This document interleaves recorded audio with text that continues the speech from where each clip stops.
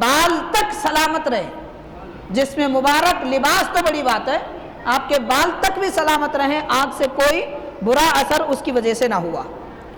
اور حاضرین،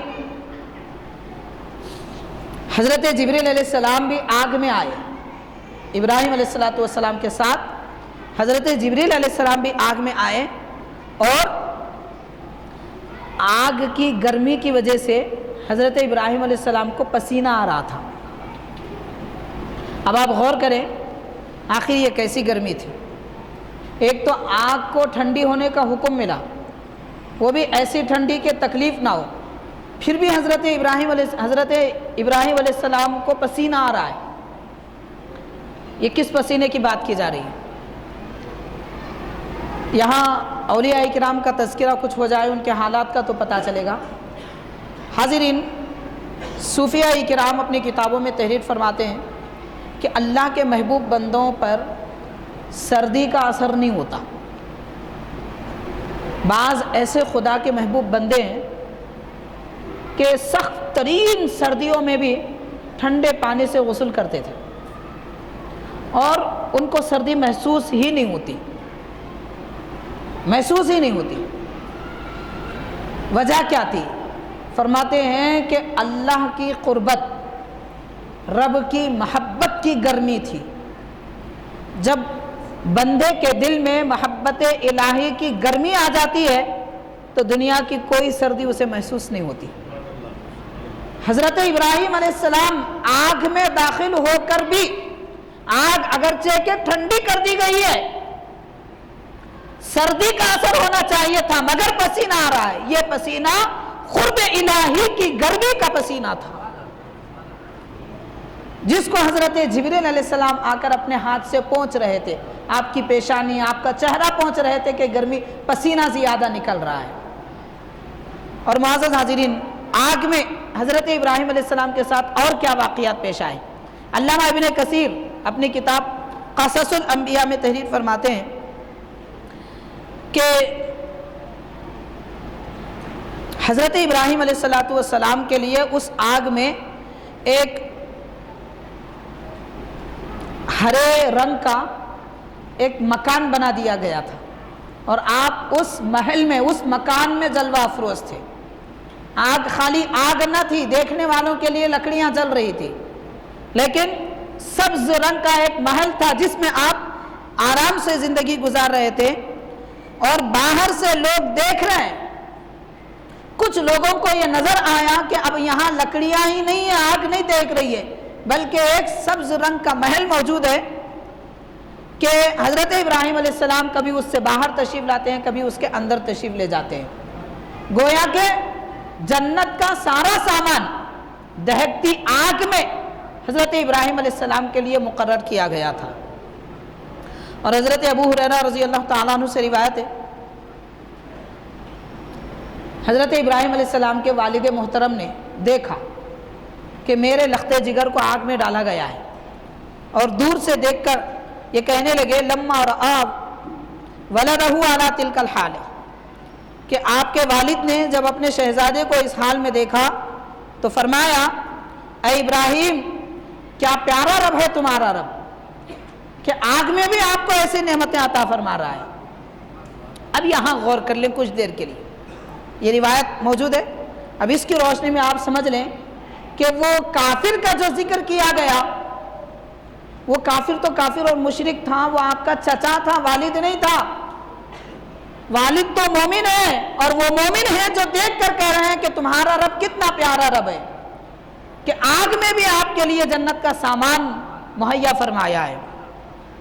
اور حضرت ابراہیم علیہ السلام کی والدہ محترمہ نے بھی دیکھا، نظرت الی ابنہا فنادتہ، اپنے شہزادے کو آگ میں والدہ دیکھتی ہیں اور کہتی ہیں یا بنیا انی ارید ان اجیء الیک، اے لخت جگر ہے پیارے بیٹے، میں بھی تمہارے ساتھ آگ میں آنا چاہتی ہوں، کیونکہ ان ایمان والوں کو آگ میں در حقیقت نعمتیں کیا ہیں وہ نظر آ رہی تھی، اور کافروں کو کچھ نظر نہیں آ رہا تھا۔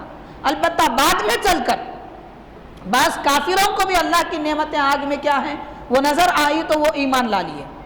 انہی میں سے جو بادشاہ نمرود تھا، نمروز اصل نام ہے اس کا، تو اس کی بیوی اپنے محل میں سے یہ حالات دیکھ کر وہ بھی مسلمان ہوئی۔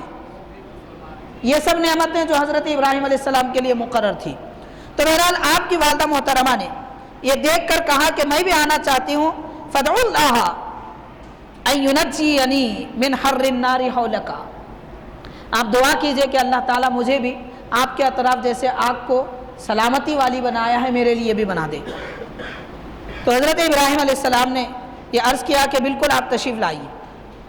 آپ کی والدہ محترمہ بھی آگ میں تشریف لے گئی، لیکن آگ آپ پر بھی ٹھنڈی تھی اور آگ کا کوئی ذرہ بھی آپ کو نہیں دہکایا اور آپ کو نہیں جلایا۔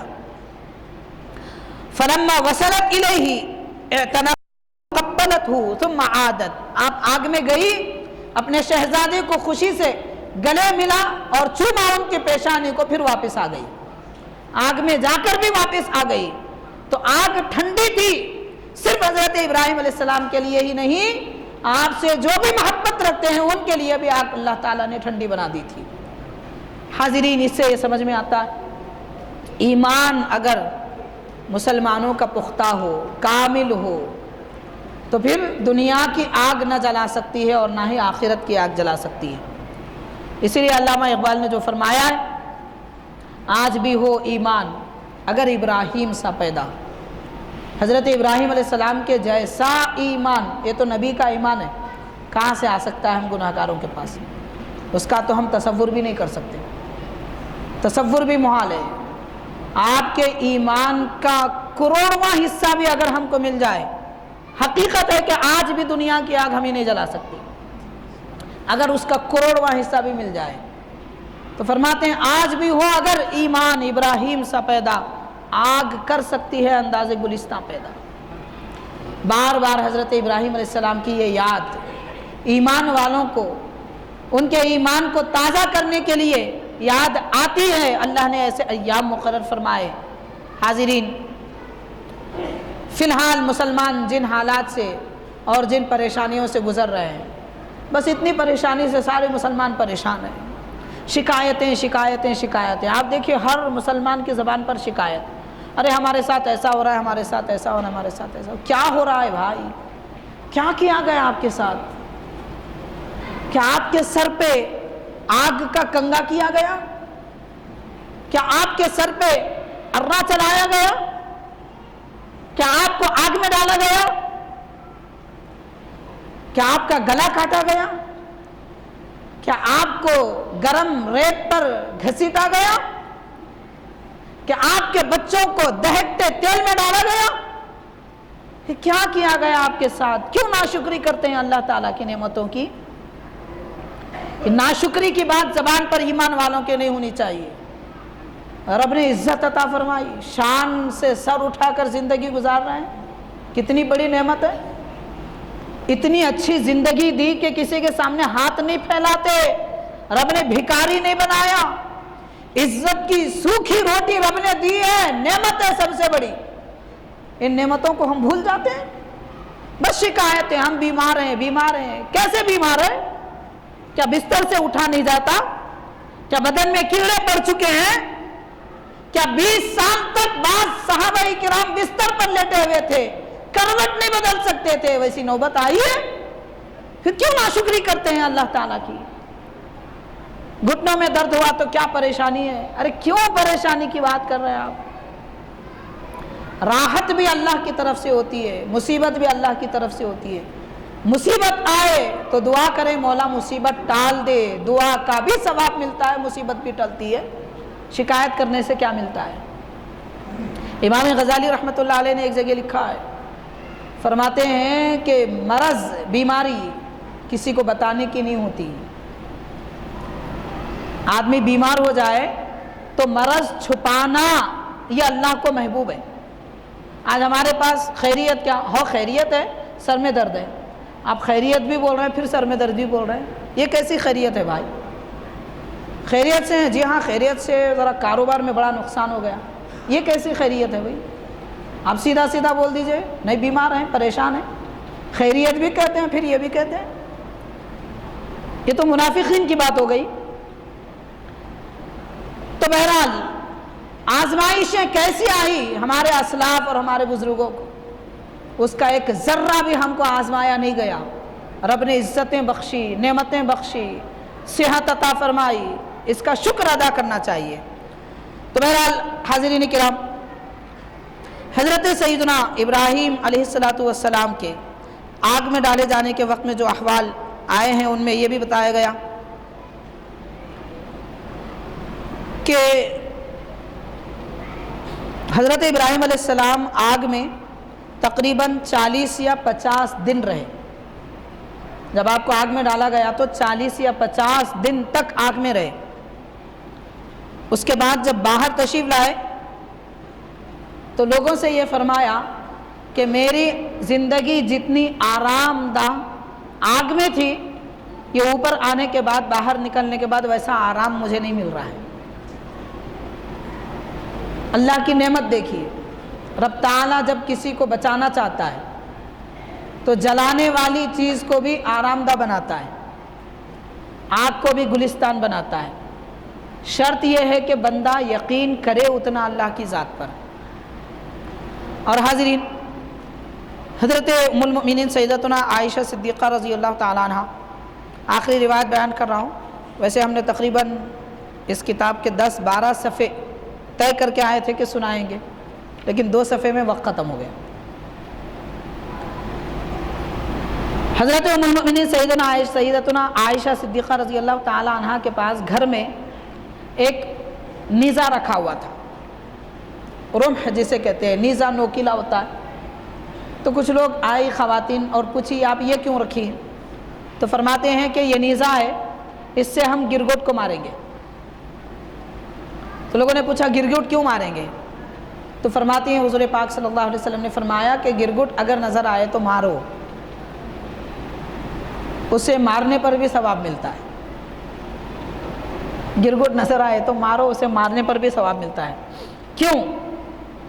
سرکار فرماتے ہیں اس لیے کہ جب حضرت ابراہیم علیہ السلام کو جلانے کے لیے آگ دہکائی گئی، دنیا کا ہر حیوان، ہر کیڑا یہ کوشش کرتا تھا کہ آگ بجھائے، لیکن ایک گرگٹ تھا جو آگ بھڑکانے کے لیے پھونکتا تھا اس میں۔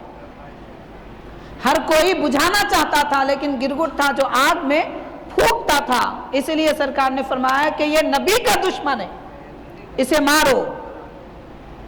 تو معلوم یہ ہوا جو اللہ کے پیاروں کے، انبیاء اولیاء کے دشمن ہوتے ہیں ان سے دور رہنا چاہیے۔